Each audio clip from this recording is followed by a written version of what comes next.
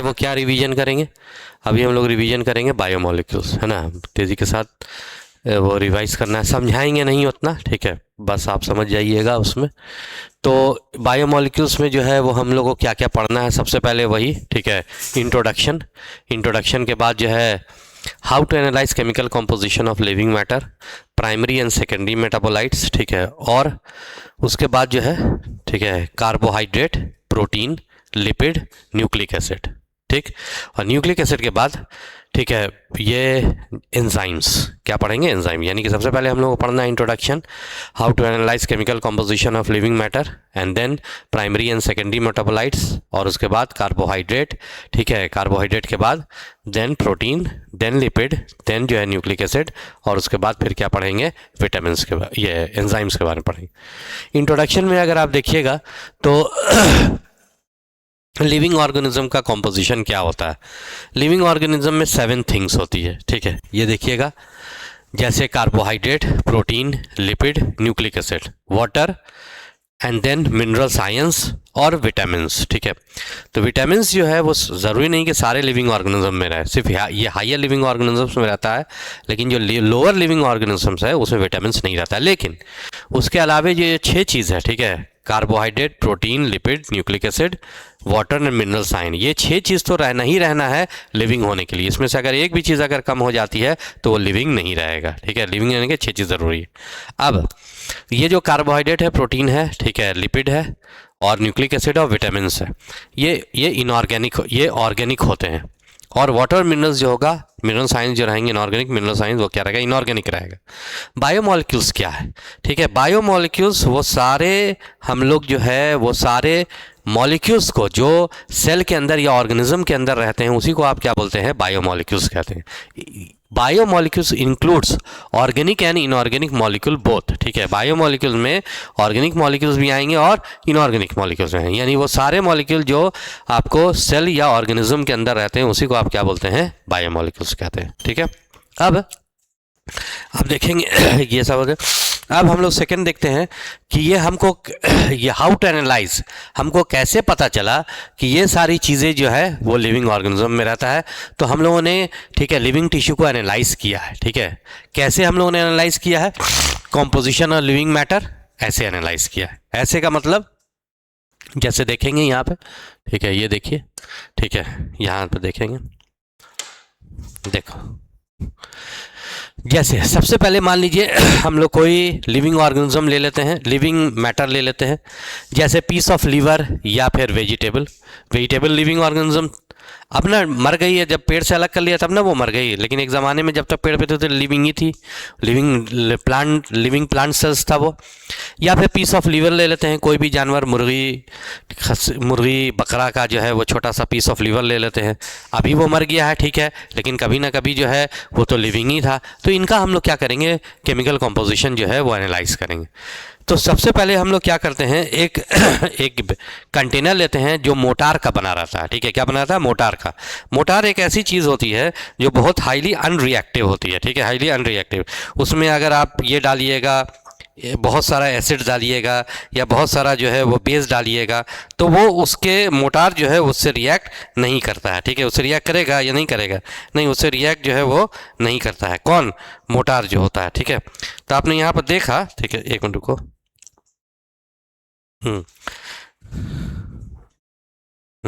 आपने जो है यहाँ पर देखा कि ये क्या रहता है, ये जो एक कंटेनर रहता है उसको आप क्या कहते हैं, वो मोटार का बना रहता है। उसमें फिर घुमाने के लिए, स्टीयरिंग करने के लिए, अच्छे से मिक्सिंग करने के लिए, ठीक है, एक है पेसल रहता है।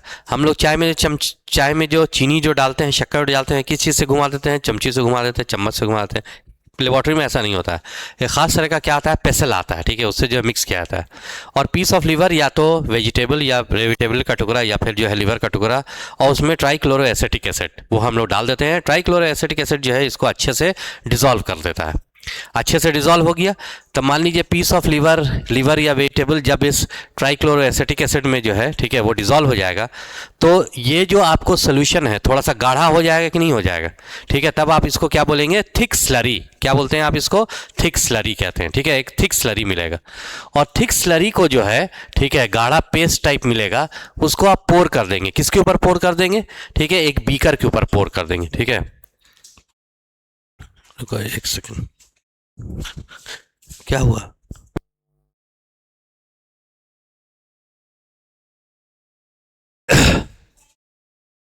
हाँ, ठीक है। देखो, तो ये बीकर पे जो है हम लोग क्या करते हैं, ठीक है, बीकर पे एक जो है छलनी रख देते हैं।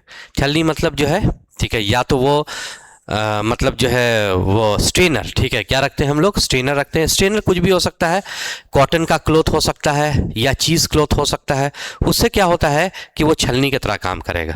अब देखिए इसको जो है, इसके ऊपर हमने डाला, जो छोटा मॉलिक्यूल्स होगा, क्योंकि आपको पता है, आप देखा होगा घर भर में अगर शादी उदी है या पार्टी है तो उसमें बड़ा पहले के ज़माने में शरबत वगैरह बनता था, तो उसको या कोई भी चीज़ अभी भी जो है अगर हम लोग कोई चीज़ छानते हैं तो किस चीज़ छानते हैं, कॉटन के कपड़े से छानते हैं। वही यहाँ पर कॉटन का कपड़ा यूज़ करेंगे छलनी के तौर पे। जो छोटा मॉलिक्यूल्स होगा, ठीक है, वो क्या होगा, इसमें छोटे छोटे क्या रहते हैं, ठीक है, ये कॉटन या चीज़ क्लॉथ में छोटे छोटे छेद रहते हैं। छोटा मॉलिक्यूल जो रहेगा इससे पास कर जाएगा, और जो बड़ा मॉलिक्यूल रहेगा वो यहीं पर रह जाएगा, है कि नहीं। तो जो बड़ा मॉलिक्यूल रिटेन रह जाएगा, यहाँ पर रिटेन रह जाएगा, उसको कहेंगे रिटेंटेट। और जो छोटा मॉलिक्यूल जो है, ठीक है, जो फिल्टर होकर के नीचे चला जाएगा, उसको आप कहेंगे फिल्ट्रेट, ठीक है। क्यों छोटा मॉलिक्यूल जो है फिल्टर होकर के चला गया नीचे, क्योंकि वो मॉलिक्यूल का साइज कैसा है, छोटा है। तो जो फिल्ट्रेट होगा, जो नीचे चला गया है, ठीक है, हाँ हाँ हाँ हाँ हाँ, ठीक है। तो जो छोटा मॉलिक्यूल्स है, गौर करना, ठीक है, जो फिल्टर होकर के नीचे चला गया था, जो छोटा मॉलिक्यूल, ठीक है, उसको बायो माइक्रो मॉलिक्यूल्स कहेंगे। और जो नहीं जा फिल्टर होकर के ऊपर गया था, जो रिटेंटेड था, उसको आप क्या बोलेंगे, बायो मैक्रो मॉलिक्यूल्स कहेंगे, ठीक है। बायो माइक्रो मॉलिक्यूल्स और बायो मैक्रो मॉलिक्यूल्स, ठीक है। ये जो माइक्रो मॉलिक्यूल है, इसको हम लोग एसिड सॉल्युबल पूल भी कहते हैं, और ऊपर वाले को क्या बोलेंगे, एसिड इनसॉल्युबल पूल कहेंगे। पूल का मतलब होता है एक, मतलब कलेक्शन, एक क्या होता है, कलेक्शन कहते हैं। तो क्योंकि यहाँ पे छोटे मॉलिक्यूल का कलेक्शन है, इसको कहेंगे, ठीक है। या एसिड में देखो इसमें कौन सा मॉलिक्यूल्स होगा, वही मॉलिक्यूल्स होगा जिस एसिड में क्या हो चुका होगा, डिजॉल्व हो गया होगा। और जो डिजॉल्व नहीं हो, तभी तो इसका साइज छोटा हो गया, और जो डिजॉल्व नहीं हो सकेगा उसका साइज कैसा हो जाएगा, बड़ा हो जाएगा। यानी यहां पर जो है एसिड इनसॉल्युबल, ये ठीक है, वो क्या है, ठीक है, कलेक्शन है, कलेक्शन ऑफ मॉलिक्यूल्स है। ये एसिड इनसॉल्युबल पूल्स है, और ये कैसा है, एसिड सॉल्युबल पूल है, ठीक है, एसिड सॉल्युबल। तो जो छोटा मॉलिक्यूल है उसका जाहिर है मॉलिक्यूलर वेट जो है वो क्या होगा, कम होगा, समझ सकते हैं। जो छोटा मॉलिक्यूल, उसका मॉलिक्यूलर वेट कितना होगा, 18 से लेकर के 800 डाल्टन। कितना मॉलिक्यूलर वेट होगा छोटा मॉलिक्यूल बायो माइक्रो मॉलिक्यूल्स का, 18 से लेकर के, ठीक है, 800 डाल्टन, ठीक है। देखो 18 to 800 डाल्टन, ठीक है, होगा। जबकि इसका अगर आप देखेंगे बायो मैक्रो मॉलिक्यूल्स का, इसका मॉलिक्यूलर वेट ज़्यादा रहेगा, इसका मोर देन 800 डाल्टन, ठीक है। कितना इसका ये रहेगा, मोर देन 800 डाल्टन से ऊपर रहेगा, 800 डाल्टन, 1000 डाल्टन से ऊपर ही रहेगा। हज़ारों में डाल्टन में जो है इसका क्या रहता है, मॉलिक्यूलर वेट रहता है, ठीक है। उसके बाद देखते हैं कि आप कि डाल्टन इसमें ज़्यादा रहेगा, बड़ा मॉलिक्यूल रहेगा, ठीक है। ये जो आपको एसिड इनसॉल्युबल पूल है वो किसको रिप्रेजेंट करता है, रिप्रेजेंट्स, ठीक है, molecule present in cytoplasm as well as cell organelle, ठीक है।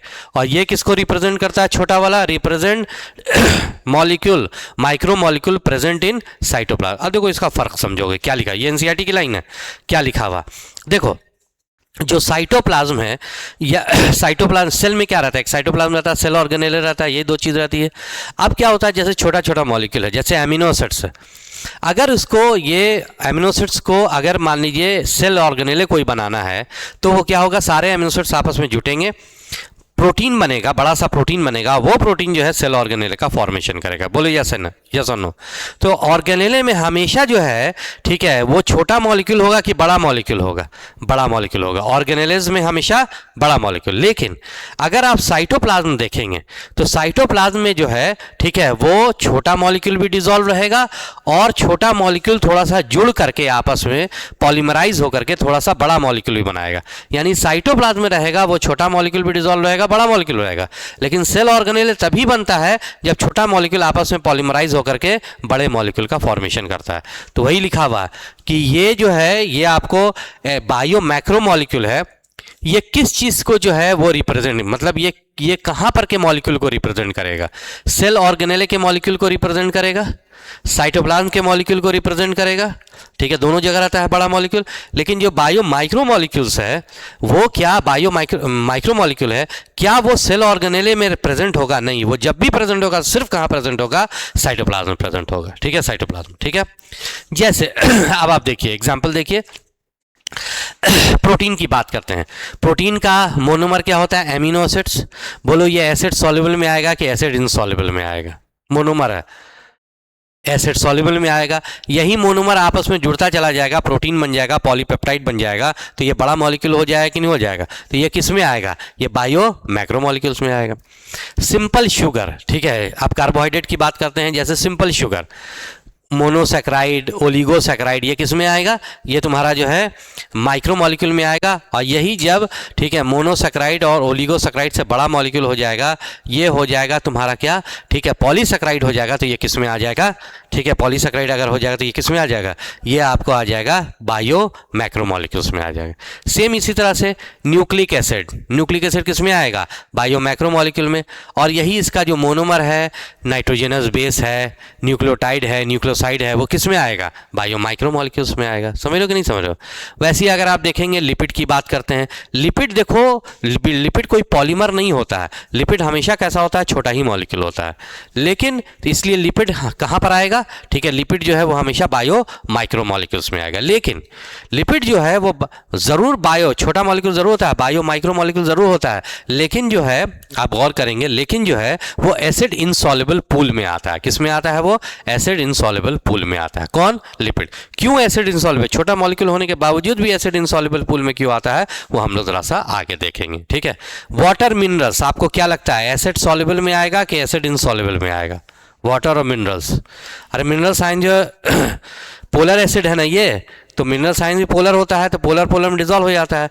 तो मिनरल्स जो है, अरे मिनरल्स वगैरह क्या होगा? छोटा मॉलिक्यूल ना होगा, तो मिनरल्स है, वाटर है, ये भी सब किस में आएगा? एसिड्स, ठीक है, माइक्रोमोलिक्यूल में एसिड सॉल्युबल पूल में आएगा, है कि नहीं? समझ रहे? तो ये है आपका एसिड सॉल्युबल पूल और एसिड इनसॉल्युबल पूल, ठीक है। अब आगे देखते हैं हम लोग। जब हम लोगों ने यहां तक बात पता कर ली, तब हमको पता चला कॉम्पोजिशन ऑफ, ठीक है, सेलुलर कॉम्पोजिशन हमको पता चला, ठीक है, मतलब composition of, average composition of cell पता चला, एवरेज कॉम्पोजिशन परसेंटेज वाइज। तो हमने देखा कि सबसे, किसी सेल में सबसे ज़्यादा क्या होना चाहिए? वाटर होता है, कितना परसेंट? 70 से 90%। इधर नहीं देखिएगा, आप लोग भी जो देख रहे हैं, वीडियो देख रहे हैं, आप लोग कह रहे हैं जब हम हाथ ले जाएंगे तभी जो है उधर देखिएगा, ठीक है, जब हम आपको जो चीज़ दिखाना चाहेंगे, अदरवाइज मेरे तरफ ध्यान दीजिएगा और जो हम बोल रहे हैं उसको याद करने की कोशिश करिएगा, ठीक है। यहाँ पर वो गलती मत करिएगा, नहीं तो हम भी जो है वो काम कर सकते हैं, ठीक है। हम भी जो है ये देखो, ठीक है, वाटर का परसेंटेज 70 से 90, ठीक है, ये काम कर दे, ये हम नहीं इसीलिए नहीं कर रहे हैं, ठीक है, क्योंकि जो है नहीं तो याद आपको नहीं होगा, क्योंकि क्रैश कोर्स है, क्रैश कोर्स में हम लोग क्या करते हैं? याद ही करने की कोशिश करते हैं ना, ठीक है। अब देखिए वाटर जो है वो कितना हो जाएगा? हमने देखा सबसे ज़्यादा 70 से 90%। वाटर के बाद कौन होगा? वो चीज़ होगी, ठीक है, जो पूरे बॉडी का मेन बिल्डिंग ब्लॉक होता है, वो कौन होता है? प्रोटीन होता है। तो कितना प्रोटीन होगा सेल के अंदर? ठीक है, 10 से 15%। कितना होगा? 10 से 15%। उसके बाद फिर अगर हम लोग देखते हैं, ठीक है, प्रोटीन के बाद फिर क्या हो जाता है? ठीक है, फिर होगा तुमको न्यूक्लिक एसिड। कितना परसेंट? 5 to 7%, ठीक है। न्यूक्लिक एसिड क्या रहेगा? 5 to 7% रहेगा, ठीक है, वही मतलब डीएनए आरएनए। उसके बाद फिर आपको न्यूक्लिक एसिड के बाद देखते हैं कार्बोहाइड्रेट। कितना परसेंट? 3%, सिर्फ 3%। देखो कार्बोहाइड्रेट सबसे ज़्यादा है हमारे सेल के अंदर, सबसे ज़्यादा जानते हो क्या जाता है? कार्बोहाइड्रेट ही जाता है। सबसे ज़्यादा हम लोग खाते हैं क्या है? कार्बोहाइड्रेट है। लेकिन कार्बोहाइड्रेट जो है वो हमारे सेल में बस थोड़ा सा रिजर्व के फॉर्म में रहता है, क्योंकि जैसे ही कार्बोहाइड्रेट जाता है वो जल करके ख़त्म हो जाता है, वो जल जाता है, रेस्पायर हो जाता है, एनर्जी देता है और वो ख़त्म हो जाता है। तो कार्बोहाइड्रेट कितना परसेंट हो सकता है? 3% हो सकता है। रिजर्व फूड जो रहेगा that is lipid, that is fats, कितना परसेंट होगा? 2% होगा, ठीक है, वो 2। तो और 1% क्या रहेगा? इनऑर्गेनिक आयंस या आयंस जो रहेगा, कैल्शियम, मैग्नीशियम, ये सब जो है 1% आएगा। यानी आपने देखा याद करिएगा, ठीक है। आपने देखा वाटर 70 से 90%, प्रोटीन 10 to 15%, ठीक है। उसके बाद जो है nucleic acid 5 to 7%, carbohydrate 3%, lipid 2% and ions जो रहेंगे 1% रहेंगे। तो ये जो आप जो देख रहे हैं, ये जो आयंस जो है वो आपका जो 1% है, यहाँ पर जो देख रहे हैं आयंस कितना परसेंट, ठीक है, यहाँ पर 1% लिखा हुआ है। अब हमको नहीं पता है कि इस आयंस में कौन कौन से आयंस रहेंगे, मतलब ये इनऑर्गेनिक आयंस तो है, मतलब उसमें कौन कौन से रहेंगे। तो अब हम लोग ये देखते हैं, देखो ऑर्गेनिक कॉम्पोजिशन के बारे में तो हमको पता चल गया। अब हम देखते हैं इनऑर्गेनिक कॉम्पोजिशन में क्या क्या होता है। तो आप कोई पीस ऑफ लिवर ले लीजिए, कोई भी लिविंग मैटर ले लीजिए, इसका आपको क्या पता करना है, इनऑर्गेनिक कॉम्पोजिशन पता करना है। तो आप कोई भी पीस ऑफ लिवर ले लीजिए या पीस ऑफ लीफ ले लीजिए, लीफ भी क्या है, लिविंग ही था ना, अब ना आपने तोड़ लिया तो मर गया है, लिविंग ही था। तो आपको इसका पता करना है कि इनऑर्गेनिक कॉम्पोजिशन क्या होगा। आप तभी इसका इनऑर्गेनिक कॉम्पोजिशन पता कर सकते हैं जब इससे आप सारा का सारा ऑर्गेनिक कंपोनेंट क्या करेंगे, निकाल देंगे। तो इसमें बच क्या जाएगा, सिर्फ और सिर्फ इनऑर्गेनिक। उसके बाद उसका एनालिसिस करो, एनालिसिस करिएगा तो आपको पता चल जाएगा कि इनऑर्गेनिक कंपोजिशन में क्या क्या रहता है। तो जब आप ऑर्गेनिक कंपोजिशन को, ठीक है, वो कैसे किसी लिविंग मैटर से निकालेंगे, उसको आप ऐसा करिए, जला दीजिए। क्या कर दीजिए, हीट कर दीजिए या जला दीजिए। हीट करने से या जलाने से क्या होगा, जितना भी ऑर्गेनिक मैटर जो है CO2 और H2O के फॉर्म में निकल जाएगा। बच क्या जाएगा, कोई भी चीज़ को, लीफ को या लीवर को जलाओगे तो तुम्हारे हाथ में क्या बच जाएगा, सिर्फ और सिर्फ जो है राख बचेगी, इनऑर्गेनिक कंपोजिशन बचेगा, राख बचेगी। उस राख को, उस ऐश को आप क्या करिए, एनालिसिस कर लीजिए, तो आपको जो है इनऑर्गेनिक कंपोजिशन पता चल जाएगा। और इसीलिए इसको हम लोग क्या बोलते हैं, ऐश एनालिसिस कहते हैं। क्या करते हैं आप, इसको ऐश एनालिसिस करते हैं। तो जब आपने ऐश एनालिसिस किया, ठीक है, देखिए, ठीक है, जब जो है आपने इधर को देखो, यहाँ पे यही है, ठीक है, ऐश एनालिसिस। पीस ऑफ जो है लिविंग मैटर लिया, पीस ऑफ लीवर लिया, ठीक है, या फिर जो है लीफ लिया। अब इसका जो है आपको सूखा पार्ट चाहिए, क्योंकि इसमें मेजरली क्या प्रेजेंट है, वाटर प्रेजेंट है। तो वाटर आपको हटाना पड़ेगा कि नहीं हटाना पड़ेगा। तो आप वाटर जो है वो कैसे हटाएंगे, ठीक है, ये वेट है। वेट का मतलब पानी के साथ इसमें जो है वो चीज़ें प्रेजेंट, पानी के साथ वेट है। तो अब आप इसको वाटर को इवेपोरेट करा दीजिए, हीट कर दीजिए, पानी सारा का सारा निकल जाए, और गर्म कर दीजिए, जला दीजिए, तो CO2 और H2O के फॉर्म में जो है ऑर्गेनिक कंपोनेंट निकल जाएगा। बच क्या जाएगा, जला हुआ सब्सटेंस आपको बच जाएगा, यानी कि आपके पास जो है ऐश सिर्फ और सिर्फ बचेगी, राख मिलेगी। और ऐश को आप एनालिसिस कर लीजिए, जिससे आपको पता चल जाए। तो जब आपको ऐश का जब आप लोगों ने एनालिसिस किया तो आपने देखा कि इसमें बहुत सारे जो है इनऑर्गेनिक आयंस थे, ठीक है, इनऑर्गेनिक एलिमेंट्स था, कैल्शियम था, पोटेशियम था, मैग्नीशियम था, सोडियम था, साथ साथ कुछ कंपाउंड्स भी थे, जैसे इनऑर्गेनिक कंपाउंड्स भी थे, NaCl था, कैल्शियम कार्बोनेट था, ठीक है, या फिर जो है फॉस्फेट था, सल्फेट था, ठीक है, ये सब इनऑर्गेनिक कंपाउंड्स भी था। और इनऑर्गेनिक जो है वो अगर आप देखेंगे, ठीक है, तो वो आयंस वगैरह भी थे। ये देखो, सोडियम भी था, पोटेशियम भी था, कैल्शियम भी था, मैग्नीशियम भी था, वाटर भी था, ठीक है, वाटर भी होगा, वाटर तो देखो, वाटर भी था, कंपाउंड्स भी था, इनऑर्गेनिक कंपाउंड। कौन कौन इनऑर्गेनिक कंपाउंड था, जैसे जो है NaCl था, कैल्शियम बोलो, ठीक है, NaCl था, कैल्शियम कार्बोनेट था, ठीक है, NaCl, कैल्शियम कार्बोनेट, ठीक है, सॉल्ट मतलब कि फॉस्फेट था, सल्फेट था, ये सारी चीज़ें जो है उसमें प्रेजेंट थी, ये सारी चीज़ें। अब हम लोग देखते हैं यहाँ पे, ठीक है, इधर देखोगे, अब ज़रा सा जो है वो इसके आगे, यानी कि आपको इनऑर्गेनिक और ऑर्गेनिक दोनों के बारे में पता चल गया, यानी ओवरऑल जो है वो आपको ये पता चल गया, ठीक है, ओवरऑल जो है कि आपको इसका कॉम्पोजिशन, लिविंग मैटर का कॉम्पोजिशन जो है वो पता चल गया, लिविंग मैटर का। अब यहाँ से जो है वो हम लोग देखते हैं, देखिए, आप देखेंगे, ठीक है, कौन कौन, एक कंपैरिजन देखते हैं, किसका, नॉन लिविंग मैटर में कौन कौन से एलिमेंट्स होते हैं और लिविंग मैटर में कौन कौन से एलिमेंट होते हैं, इसका एक कंपैरिजन हम लोग देखते हैं। क्योंकि पूरा एनालिसिस वगैरह हम लोग कर चुके हैं, तो नॉन लिविंग मैटर में और लिविंग मैटर में हम लोग क्या देखते हैं, क्या देखते हैं, कंपैरिजन देखते हैं। देखो, एक बात जान लो, जो लिविंग मैटर होगा उसमें ऑर्गेनिक मटेरियल ज़्यादा होगा, इनऑर्गेनिक कम होगा, और जो नॉन लिविंग होगा उसमें जो है इनऑर्गेनिक ज़्यादा होगा और ऑर्गेनिक कम होगा। बोलो, सही बोलने की गलत बोलने। अच्छा, ऑर्गेनिक जो भी मटेरियल है, जो भी कंपाउंड है, वो किस चीज़ का या मॉलिक्यूल है, वो किस चीज़ का बना रहता है, कार्बन, हाइड्रोजन, ऑक्सीजन, नाइट्रोजन। यानी लिविंग मैटर में जो है, ठीक है, ये कार्बन, हाइड्रोजन, CHON कह लो, CHON, HON, ठीक है। तो ये लिविंग मैटर में जो कार्बन, हाइड्रोजन, ऑक्सीजन और नाइट्रोजन ज़्यादा रहेगा, जबकि जो इनऑर्गेनिक पार्ट जो है वो नॉन लिविंग मैटर में रहेगा। नॉन लिविंग में हम लोग क्या ले लेते हैं, अर्थ क्रस्ट ले लेते हैं। क्या ले लेते हैं, अर्थ क्रस्ट, ठीक है, अर्थ क्रस्ट। जैसे, ठीक है, किसी ने कभी कहा था कि मिट्टी से इंसान बना हुआ है और मिट्टी में मिल जाना है, ठीक है, मिट्टी में इंसान बना हुआ है और मिट्टी में जो है वो मिल जाना, ठीक है। तो हम आप देखिएगा जो कॉम्पोजिशन है, ठीक है, ये बात तो पक्का तय है कि जिसने भी ये बात बोली होगी, अभी तो खैर नहीं बोला गया है, बहुत साल पहले बोला गया है, जिसने भी ये बात बोली होगी, ये कई सौ साल पहले बोला गया है मेरे ख्याल से, हम बहुत दिन से हम लोग सुनते हुए आ रहे हैं शायद जो है। तो ये बात पक्का है कि इतना 100 साल पहले किसी ने बोला था कि मिट्टी का इंसान बना हुआ मिट्टी में मिल जाना है। तो उसको जो है उस वक्त तो कुछ ऐसा एनालिसिस वगैरह कुछ ऐसा नहीं था साइंटिफिक, ठीक है, इतना जो है वो डेवलपमेंट तो था नहीं, उसको ज़रूर डिवाइन नॉलेज होगा, ठीक है, डिवाइन नॉलेज मतलब कुछ एक्स्ट्रा नॉलेज जो है स्पिरिचुअल नॉलेज होगा। उस वक्त कई सौ साल पहले उसने कहा था, ठीक है, कि भाई मिट्टी का इंसान बना मिट्टी मिल जा रहा है। और आज हम लोग देखते हैं कि जो कॉम्पोजिशन जो है मिट्टी में होती है वही कॉम्पोजिशन जो है वो लिविंग मैटर में भी है, ठीक है। इसीलिए बोला गया, क्यों नहीं बोला गया, क्यों नहीं उसने कहा कि भाई हवा का इंसान है हवा में मिल जाना है, पानी का इंसान है पानी में मिल जाना है, ठीक है, पत्थर का या फिर कुछ और भी पेड़ का इंसान है पेड़ में मिल जाना है, ठीक है, आग का इंसान है आग में मिल जाना। उसने सिर्फ जो है एक ही बात बोली कि भाई जो है मिट्टी का इंसान मिट्टी में। अब देखिए यहाँ पर हम लोग देखते हैं, ठीक है, वो ये आप देखेंगे सबसे पहले आप देखेंगे हाइड्रोजन की बात करेंगे परसेंटेज वाइज। देखो क्वेश्चन कैसे आएगा हम तुमको बताएंगे, परसेंटेज वाइज देखेंगे अर्थ क्रस्ट का और जो है ह्यूमन बॉडी का देखेंगे। हाइड्रोजन देखिए, हाइड्रोजन अर्थ क्रस्ट पे जाहिर है कम रहेगा, कितना रहेगा 0.14%। हाइड्रोजन कितना रहेगा 0.14%।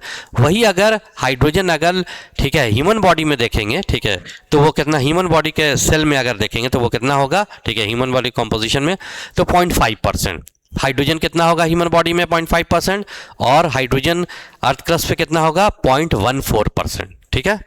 उसके बाद देखते हैं हाइड्रोजन के बाद कार्बन की बात करेंगे। कार्बन आपके अर्थ क्रस्ट पे बहुत कम है, ठीक है, अर्थ क्रस्ट समझ न गए, पत्थर ज़मीन ये सब मिट्टी उट्टी जो है, तो कार्बन जो है वो बहुत कम है 0.03% है। जबकि वही कार्बन जो है, ठीक है, अगर हमारे में देखेंगे तो बहुत ज़्यादा होगा, कितना परसेंट होगा 18.5%, ठीक है। हमारे में कार्बन क्या है बहुत ज़्यादा है 18.5%, सब कुछ जो कार्बन का बना हुआ है, ठीक है, और अर्थ क्रस्ट पे जो बहुत कम है सिर्फ 0.03%। कार्बन के बाद ऑक्सीजन देखेंगे। ऑक्सीजन तो खैर हर जगह ज़्यादा है, ठीक है, अर्थ क्रस्ट पे भी ज़्यादा है, हमारे में अंदर भी ज़्यादा है, हमारे अर्थ क्रस्ट पे भी काफ़ी अच्छा खासा है। अर्थ क्रस्ट पे कितना है 46.6%, कितना परसेंट है 46.6% है, और हमारे अंदर कितना है 65% है, ठीक है, कितना परसेंट 65%। देखो ये डेटा याद रखना पड़ेगा, क्वेश्चन कैसे आएगा आपको बताते हैं, ठीक है। तो ऑक्सीजन कितना है 46.6% और हमारे अंदर 65%, ऑक्सीजन ज़्यादा कोई भी चीज़ नहीं है। उसके बाद फिर हम लोग देखते हैं नाइट्रोजन की बात करते हैं। देखो नाइट्रोजन जो रहता है वो तो गैस के फॉर्म में रहता है, तो अर्थ क्रस्ट पे तो रहेगा नहीं, नेग्लिजिबल। जो अगर कुछ नाइट्रोजन जो फिक्स हो चुका होगा, ठीक है, वो जो है आपको प्रेजेंट रहेगा, जो कि बहुत कम रहेगा। कितना हो सकता है नाइट्रोजन, ठीक है, अगर आप देखेंगे तो बहुत ही कम, नेग्लिजिबल। हाँ, हमारे अंदर नाइट्रोजन जो है वो अच्छा खासा प्रेजेंट रहता है, ठीक है, अच्छा खासा रहेगा, क्या है कि नहीं भाई। हाँ, इनऑर्गेनिक कंपाउंड में जो है वो नाइट्रोजन भी जो है वो प्रेजेंट रहता है अच्छा खासा। कितना परसेंट हो सकता है 3.3%, कितना परसेंट 3.3% नाइट्रोजन। सल्फर की बात करते हैं, ठीक है, सल्फर अर्थ क्रस्ट पे बहुत कम रहेगा, जितना कार्बन था उतना ही रहेगा। कार्बन कितना है 0.03%, उतना ही सल्फर भी रहेगा 0.03। लेकिन आपने देखा कार्बन हमारे में 18.5%, इतना सल्फर हमारे में ज़्यादा रहेगा, लेकिन इतना भी ज़्यादा नहीं रहेगा कि 18.5% हो जाएगा, ठीक है। बस इससे जो है, ठीक है, मतलब 10 गुना ज़्यादा रहेगा, मतलब अर्थ क्रस्ट पे जितना सल्फर है 0.03%, उसका 10 गुना ज़्यादा कितना हो जाएगा 0.3%। वो 0.03% अर्थ क्रस्ट है, हमारे अंदर सल्फर 0.3%, क्योंकि सल्फर अच्छा खासा आपने देखा है सल्फर कंटेनिंग एमिनो एसिड्स वगैरह भी होता है, वहाँ पर सल्फर अच्छा खासा होता है हमारे बॉडी में। तो सल्फर जो है हमारे अंदर जो है, ठीक है, ठीक ठाक रहता है 0.3% रहता है, बहुत ज़्यादा तो नहीं है, लेकिन अर्थ क्रस्ट से तो खैर 10 गुना ज़्यादा ही है 0.03%। अब बात आती है इनऑर्गेनिक कंपोनेंट्स की। तो इनऑर्गेनिक कंपोनेंट बोलो किस में ज़्यादा रहेगा, उनमें या हमारे में, उनमें ज़्यादा रहेगा। जैसे अर्थ क्रस्ट पे अगर आप देखेंगे सोडियम 2.8%, हमारे में कितना परसेंट सिर्फ 0.2%, उसमें कितना 2.8, हमारे में 0.2%। सल्फर क्या हम बोले सोडियम बोले ना अभी कि सल्फर बोले, सोडियम कितना रहेगा 2.8% और हमारे में कितना रहेगा 0.2%। सोडियम के बाद अगर आप देखेंगे कैल्शियम की बात करते हैं, जाहिर अर्थ क्रस्ट पे बहुत अच्छा खासा रहेगा, कितना 3.6%, हमारे में उसका जो है आधा 1.5%, उसमें कितना 3.6%, हमारे में आधे से भी कम, दैट इज 1.5%। उसके बाद जो है आप देखेंगे मैग्नीशियम की बात करेंगे, ठीक है, किसकी बात करेंगे, मैग्नीशियम। तो मैग्नीशियम जो है वो 2.1% जो है वो कहाँ रहेगा, अर्थ क्रस्ट पे, और हमारे में बहुत कम रहेगा, 0.1% रहेगा। कितना रहेगा, 0.1%। सिलिकन की बात करते हैं, बालू जिससे बनता है, SiO2।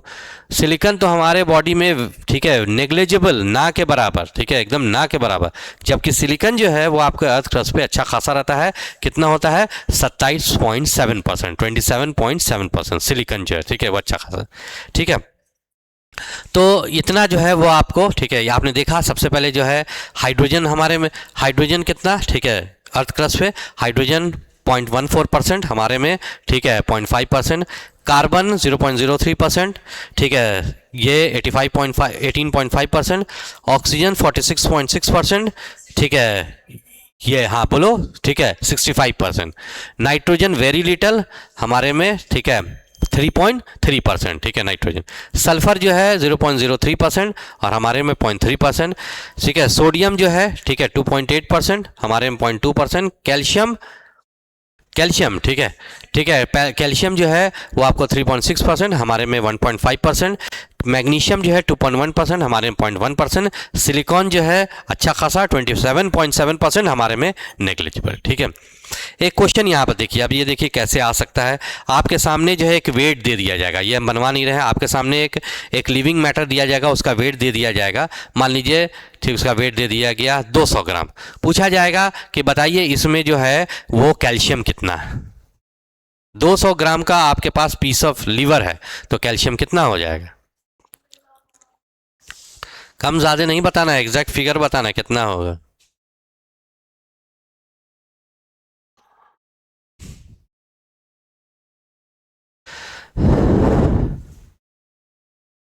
कितना ग्राम होगा, 3% होगा, 3 ग्राम होगा, है कि नहीं। 1.5% होता ना है, तो 100 ग्राम का अगर रहता तो 1.5 ग्राम कैल्शियम होता, 200 ग्राम है तो 3 ग्राम हो गया। ऐसी क्वेश्चन आएगा। जैसे क्वेश्चन देखिए यहाँ पे, which one of the following is a major element in the human body but not among the top 2 elements in earth crust. क्या होगा आंसर।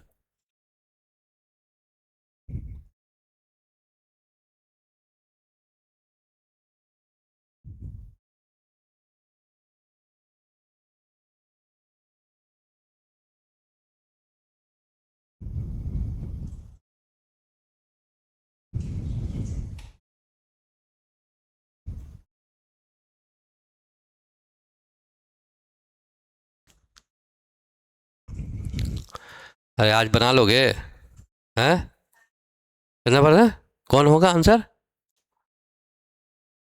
जोर से बोलो ना। एक आध मिनट टिक मारा हुआ इसीलिए, क्या मतलब हुआ।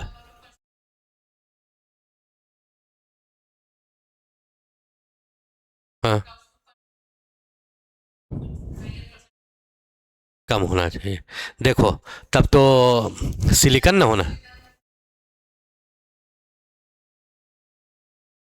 हाँ, देखो यहाँ पर लिखा हुआ है कि which of the following is a major element human body. Human body में वो मेजर एलिमेंट है, but not among the top 2 elements in earth crust. Earth crust पे टॉप 2 एलिमेंट नहीं है। तो अर्थ क्रस्ट पे जो है, जो टॉप 2 एलिमेंट है, पहला एलिमेंट तो जो है वो क्या है, इधर देखिएगा, ये सिलिकन हो जाएगा। और दूसरा जो है, दूसरा क्या होगा, ठीक है, दूसरा जो है वो ऑक्सीजन हो जाएगा, ठीक है, देखिए। और तीसरा क्या हो जाएगा, ठीक है, तीसरा अगर देखिएगा ह्यूमन बॉडी में, तो ये मतलब अर्थ क्रस्ट पे ये था, ये जो है कैल्शियम होगा 3.6%, है ना। लेकिन ये कैल्शियम जो है, होना तो यही आंसर चाहिए, लेकिन ये कैल्शियम जो है, ठीक है, पहला दो को छोड़ करके, लेकिन ये कैल्शियम हमारे बॉडी में मेजर एलिमेंट नहीं है। हमारे बॉडी में मेजर एलिमेंट कौन है, हमारे बॉडी में मेजर एलिमेंट तो यही है, ठीक है। तो आपको इन्हीं में से जो है वो क्या करना है, चूज करना है, ठीक है। अब इसके बाद जो है, ठीक है, आप देखेंगे, ठीक है, इसके बाद जो है वो क्या हो जाता है, ठीक है, अगर आप देखते हैं, ठीक है, ऑक्सीजन तो आप ले नहीं सकते हैं। क्यों नहीं ले सकते हैं? क्योंकि ऑक्सीजन पहले नंबर पे है। आपको पहला नंबर वाला नहीं, दूसरा नंबर वाला नहीं, तीसरा नंबर वाला चूज करना। तो आप क्या लेंगे भाई, ठीक है, तब आप जो है, इसके बाद कौन होता है, इसके बाद तो फिर मेजर एलिमेंट में कार्बन ही ना है 18.5, ठीक है। अब आप बोलेंगे सर, ठीक है, नाइट्रोजन क्यों नहीं लेंगे? अरे नाइट्रोजन चौथे नंबर का है, हमको क्या चूज करना है, 1 2 छोड़ करके तीसरा वाला चूज करना है। तो तीसरा वाला क्या हो जाएगा, आपको कार्बन हो जाएगा। बात समझ में आई कि नहीं समझ में आई? ठीक है, वही है। The element that is most abundant in both earth crust and the human body. Human body में और अर्थ क्रस्ट में सबसे ज्यादा अबंडेंट एलिमेंट कौन होता है? ऑक्सीजन होता है, ठीक है। देखिए हमारे में 65% और उसमें भी सबसे ज्यादा कौन, अर्थ क्रस्ट में 46.6%, इससे ज्यादा कोई नहीं। तो ये हो गया आपको क्या, देखिए इस तरह से क्वेश्चन आएगा आपको, इसको याद रखना होगा। याद है? बताइए तो, ठीक है, सोडियम जो हमारे में कितना होता है, कितना परसेंट? 0.2% है ना। नाइट्रोजन जो है, ठीक है, सबसे पहले देख लीजिए, फिर से एक बार देख लेते हैं। हाइड्रोजन, ठीक है, 0.14, 0.5। कार्बन जो है, ठीक है, 0.03%, ठीक है, 18.5। ठीक है, ऑक्सीजन 46.6, 65%। नाइट्रोजन वेरी लिटिल, ठीक है, 3.3। सल्फर, ठीक है, 0.03 कार्बन के बराबर, हमारे में जो है 0.3, ठीक है। सोडियम जो है 2.8, 0.2। कैल्शियम 3.6, 1.5। मैग्नीशियम, ठीक है, 2.1, 0.1। सिलिकॉन 27.7, हमारे में नेग्लिजिबल, ठीक है। अब बात आती है सेकेंडरी एंड टर्शियरी मेटाबोलाइट्स। ये क्या होता है? देखो, जो सारे केमिकल रिएक्शन जो है हमारे बॉडी में जो चल रहे हैं, जिसके वजह से हम जिंदा हैं, उसी को आप क्या बोलते हैं, ठीक है, वो सारे केमिकल रिएक्शन को सम कर दिए, एक साथ अगर ले आइएगा तो उसको बोलेंगे मेटाबॉलिज्म, ठीक है। और जो मॉलिक्यूल मेटाबॉलिज्म में पार्टिसिपेट करते हैं उसको आप क्या बोलते हैं, मेटाबोलाइट्स कहते हैं। अब ये मेटाबोलाइट दो तरह का हो सकता है, एक प्राइमरी मेटाबोलाइट्स हो सकता है, दूसरा, ठीक है, सेकेंडरी मेटाबोलाइट्स हो सकता है, ठीक है। अब ये प्राइमरी मेटाबोलाइट्स क्या होता है? ये एक ऐसे मॉलिक्यूल्स होते हैं, प्राइमरी मेटाबोलाइट्स एक ऐसा मॉलिक्यूल्स होता है जो हमारे फिजियोलॉजी में, हमारे ग्रोथ में, डेवलपमेंट में, रिप्रोडक्शन में, फिजियोलॉजी, ठीक है, मेटाबॉलिज्म में डायरेक्टली पार्टिसिपेट करते हैं। तो जिसके वजह से हमको इनका फंक्शन दिखता है, पता चलता है, और इनका फंक्शन कैसा होता है, आइडेंटिफिएबल फंक्शन होता है। कैसा फंक्शन होता है इनका फंक्शन? आइडेंटिफिएबल फंक्शन होता है। समझ लो ना मेरी बात, आइडेंटिफिएबल फंक्शन मतलब पहचान लेते हैं हम इनका फंक्शन। तो ऐसे जो है, और ये प्राइमरी मेटाबोलाइट्स मॉलिक्यूल जो है दुनिया में हर एक ऑर्गेनिज्म में प्रेजेंट होते हैं। लेकिन एक और होता है तुमको जो है, जैसे आप बताइए, protein, lipid, nucleic acid, carbohydrate, इसका फंक्शन आपको नहीं पता है? आपको नहीं पता है कार्बोहाइड्रेट क्या करता है, प्रोटीन क्या करता है, सब पता है।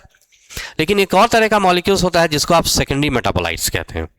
ये एनिमल छोड़ करके, ठीक है, करीब करीब सब में रहता है। जैसे एनिमल में नहीं रहेगा ये, ठीक है, एनिमल में नहीं रहेगा। बाकी देखिए किस में रहेगा, ठीक है। एनिमल के बाद क्या आता है? प्लांट सेल में, प्लांट सेल में रहेगा। उसके बाद फंगल सेल, उसमें भी रहेगा। उसके बाद प्रोटिस्टा और प्रोकैरियोट, यानी माइक्रोबियल सेल मान लीजिए, माइक्रोब्स है ना दोनों, सिंगल सेल का बना हुआ। तो माइक्रोबियल सेल में रहेगा, फंगल सेल में रहेगा, प्लांट सेल में रहेगा, नहीं रहेगा तो एनिमल सेल में नहीं रहेगा, ठीक है। बिसाइड प्राइमरी मेटाबोलाइट्स, ये सेकेंडरी मेटाबोलाइट्स अगर होगा तो ऐसा नहीं है कि सिर्फ यही होगा, प्राइमरी मेटाबोलाइट्स तो रहना है, ठीक है।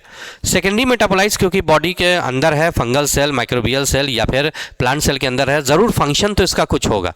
लेकिन क्योंकि ये हमारे ग्रोथ में, हमारे डेवलपमेंट, हमारे रिप्रोडक्शन, हमारे फिजियोलॉजी में बहुत इंपॉर्टेंट नहीं होता है, ये डायरेक्टली पार्टिसिपेट नहीं करता है, इसकी वजह से हम लोग इसका फंक्शन आइडेंटिफाई, पहचान नहीं पाते हैं, इसका आइडेंटिफिएबल फंक्शन नहीं होता है, ठीक है। और अगर आप देखेंगे कि ये उतना इंपॉर्टेंट हमारे इंपॉर्टेंट है, उतना इंपॉर्टेंट नहीं है प्राइमरी मेटाबोलाइट जैसा। जैसे इसका एग्जांपल फ्लेवोनॉइड्स हो सकता है, एल्केलॉइड्स हो सकता है, सेंट हो सकता है, स्पाइसेस हो सकता है, ये सब जो है, हाँ, इसको इंसान सेकेंडरी मेटाबोलाइट्स को हम लोग प्लांट से बाहर निकालते हैं, हालांकि पता नहीं है प्लांट में क्या करता है, या फंजाई से बाहर निकालते हैं, या माइक्रोबियल से बाहर निकालो, और अपने यूज़ के लिए हम लोग अपने काम के लिए यूज़ करते हैं। सेंट को बाहर निकालते हैं। सेंट थोड़ी ना, प्लांट थोड़ी ना सेंट लगाता होगा, बैक्टीरिया थोड़ी ना सेंट लगाता है, चलो भाई सेंट लगा के पार्टी में चलते हैं, ठीक है, खूब दबा के खा करके आएंगे, ऐसा थोड़ी ना होता। या प्लांट जो है, ठीक है, वो जो है सेंट लगा करके पार्टी में, प्लांट की पार्टी होती, जंगल में पार्टी होती होगी, वो जो है इस तरह से जो है रूट को जो घसीटते हुए उधर जाता होगा, ऐसा तो होता नहीं होगा, ठीक है। अब देखिए सेकेंडरी मेटाबोलाइट्स जो है कौन कौन हो सकता है। सेकेंडरी मेटाबोलाइट सबसे पहले आप देखेंगे पिगमेंट्स, ठीक है, क्या कहेंगे पिगमेंट, जैसे कैरोटीनॉइड, एंथोसाइनिन, ठीक है। अब देखिए एंथोसाइनिन, आप देख रहे हैं एंथोसाइनिन, एंथोसाइनिन कहाँ प्रेजेंट होता है, ये रहता है आपके वैक्यूल्स में, वाटर में सॉल्युबल रहता है। ये क्या काम करता है, ये जैसे फ्रूट्स वगैरह के, ठीक है, या अदर भी जगह फ्रूट्स के वॉल्स को ये कलर देता है। जैसे एप्पल का कलर जो वाइट रंग का, ये रेड रंग का आता है, या और भी फल का कलर जो आता है वो एंथोसाइनिन की वजह से होता है। अब तुम हमको ये बताओ इसका फंक्शन क्या है, डाई करना। अरे अपना फंक्शन नहीं बताओ, बताओ प्लांट में क्या फंक्शन है, प्लांट में क्या फंक्शन है। आप बोलेंगे कलर प्रोवाइड करना, अरे क्यों कलर प्रोवाइड करना, मानते हैं फ्लावर का तो एक बात समझ में आती है, ठीक है, ये जो है, ठीक है, वो उसका जो है अट्रैक्टिव कलर होता है। ये बहुत सारा ऐसा प्लांट का पार्ट्स आप देखिएगा यहाँ पे कलर की कोई ज़रूरत नहीं होती, लेकिन कलर होता है, ठीक है, कलर जो है वो होता है। हालांकि अगर ये बात बोला जाए कि क्या सेब का कलर इतना अट्रैक्टिव क्यों होता है, ठीक है, हालांकि वो तो खैर प्रोपोगेशन के लिए कि एनिमल्स को खाए, लेकिन आप ऐसे भी कह सकते हैं और भी, जैसे सेब की तो और भी चीज़ है। अब ऐसा थोड़ी ना है कि ये दो सेब की शादी सेबनी से कराना है, ठीक है, तो इसके लिए कलरफुल जो है, ठीक है, क्या ज़रूरत है सेब की शादी कहीं सेबनी से करवाएंगे इसलिए कलरफुल रखेंगे, ऐसा तो नहीं ना है, ठीक है। तो इसका फंक्शन हमको पता नहीं होता, इसको याद रखिएगा। सबसे पहला क्या हो सकता है तुम्हारा, ठीक है, वो सबसे पहले देखिएगा पिगमेंट्स, ठीक है, क्या रहेगा, पिगमेंट्स देखेंगे। पिगमेंट में कैरोटीनॉइड, एंथोसाइनिन। उसके बाद आपको एल्केलॉइड्स, ठीक है, एल्कलॉइड्स में कोडीन, मॉर्फिन, ठीक है, कोडीन, मॉर्फिन, ठीक है। अब देखिए मॉर्फिन है, मॉर्फिन को कौन यूज़ करता है, मॉर्फिन एक साइकोएक्टिव ड्रग यानी कि नशे की दवा की तरह यूज़ होता है कि नहीं होता है, कौन यूज़ करता है, प्लांट यूज़ करता है। प्लांट यही सब हरकत है, ये सब एनिमल, ये सब इंसान का काम है।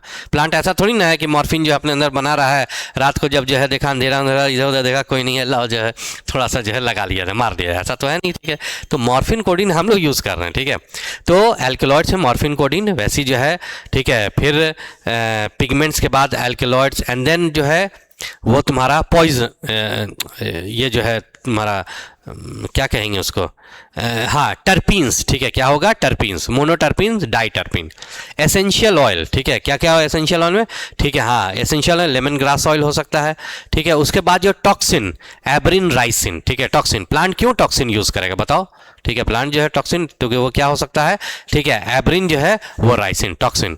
उसके बाद फिर अगर आप देखेंगे लेक्टिन्स, कॉनकैलेविन ए, लेक्टिन्स का एग्जाम्पल कॉनकैलेविन ए, ठीक है। ड्रग्स, ठीक है, ड्रग्स क्या, विनक्रिस्टिन, ठीक है, विनब्लास्टिन, करक्यूमिन, ठीक है, ये सब जो है वो क्या है, विनब्लास्टिन, करक्यूमिन यहाँ पर दिया हुआ है, ठीक है। अब विनब्लास्टिन है, उसको हम प्लांट से निकाल करके अपने यूज़ करते हैं, मतलब एंटी कैंसरस की तरह जो है वो हम लोग क्या करते हैं, यूज़ करते हैं, ठीक है, एंटी कैंसर, ठीक है। ड्रग्स है, पॉलीमेरिक सब्सटेंस जैसे रबर है, ठीक है, गम्स है, सेल्यूलोज है, ये सब का सब क्या है, ये सब का सब आपका क्या है, सेकेंडरी मेटाबोलाइट्स है। इसको हम लोग यूज़ करते हैं उसे बाहर निकाल के, स्पाइसेस ये सब करके, ये सब ये क्या हो जाता है, सेकेंडरी जो है मेटाबोलाइट्स हो जाता है। तो यहाँ तक आपने देखा कि ये हो गया सबसे पहले इंट्रोडक्शन, फिर जो primary, how to analyse chemical composition of living matter, and then primary and secondary metabolites. रुक जाए।